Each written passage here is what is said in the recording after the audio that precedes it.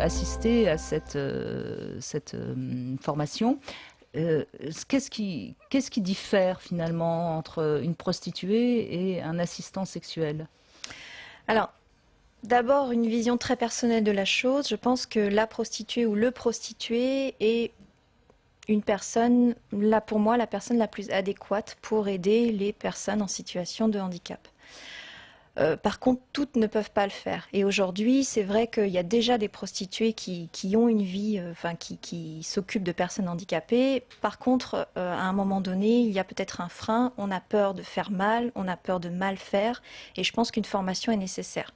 Alors, au cours de cette formation, on a bien évidemment de la sexologie, de la psychologie. Très important aussi connaître les différentes formes de handicap parce que tout le monde est différent, et même dans le Oui, handicap. il y a le handicap physique et le handicap mental déjà. Exactement. Ça n'a rien à voir entre un trisomique et un Voilà. tétraplégique. On n'est pas du tout dans le même rapport au corps et à la psyché. Et d'ailleurs, cette formation a été axée sur le handicap physique et la plupart des stagiaires qui étaient là souhaitent réellement avoir une session, une formation plus complète sur le handicap mental.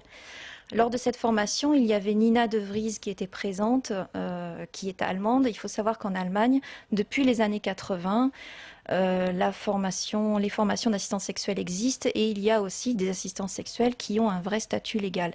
Et Nina De Vries est spécialisée dans le handicap mental. Donc elle est venue aussi participer à la formation et apporter ses connaissances par rapport à cela. Il y avait aussi un juriste donc, qui apportait toutes les mentions obligatoires, légales, quoi faire, quoi ne pas faire, les droits, les obligations. Et puis un masseur, c'est très important pour que comment toucher le corps de l'autre, le corps abîmé, comment ne pas faire mal. Voilà. Donc ça, c'était important d'appréhender le corps de l'autre. Et je voudrais aussi rajouter que aujourd'hui, les gens s'imaginent que l'assistance sexuelle, c'est uniquement un rapport sexuel, mais c'est surtout aussi d'abord un rapport sensuel. Et si vous voulez avoir une idée de ce qu'est réellement cela, il faudrait voir le film The Sessions, qui est un film américain qui est sorti en 2013 avec Helen Hunt, qui raconte très bien cette histoire d'un homme complètement paralysé qui, grâce à sa rencontre avec une thérapeute et à sa première expérience sexuelle avec cette personne, a pu rentrer dans la vie affective et sentimentale et rencontrer une personne valide et tomber amoureux et se marier. Mais Voilà. d'ailleurs, sans aller jusqu'aux personnes en situation de handicap au sens handicapé, certains hommes très très timides et totalement inhibés, parfois, c'est grâce à une première expérience avec une Tout à prostituée fait. qu'ils peuvent ensuite rencontrer les femmes, hein. Exactement. Et là, on voit bien que c'est finalement une manière de s'ouvrir à l'autre, au fond, hein. C'est ça, c'est ça. C'est le premier pas vers la sexualité qui fait qu'après, on a une meilleure estime de soi, on prend confiance en soi et on arrive à aller vers les autres. C'est ça.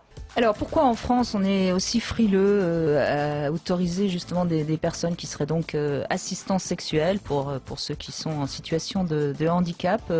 Vanessa Luciano, c'est toujours pareil, le handicap, on met ça de côté, ça fait peur, on veut pas en entendre parler. Après tout, avoir une sexualité, c'est pas utile. Je pense que c'est ça, oui, dans l'inconscient collectif, on a envie de se dire, oh bah, on s'occupe de lui, c'est déjà bien. On n'a pas envie de voir, c'est vrai. On n'a pas envie d'entendre. Et puis, non, non, mais c'est pas possible, ils sont pas sexués, ils sont pas sexuels, ils n'ont pas d'envie, c'est pas, c'est voilà. Jean-Luc Letellier me disait, lui qui est sexothérapeute et qui travaille aussi beaucoup sur ce sujet, sexualité et handicap, il me disait de toute façon, tant qu'on n'aura pas avancé sur la représentation de la sexualité de l'autre, ce sera compliqué de rendre l'autorisation de personnes justement qui seraient assistants sexuels. Mm.